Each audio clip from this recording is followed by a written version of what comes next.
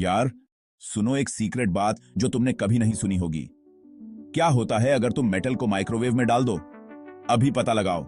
Microwave खाना गर्म करता है इलेक्ट्रोमैग्नेटिक वेव्स यूज करके। जब ये वेव्स मेटल से टकराती हैं तो वो वापस उछल जाती हैं।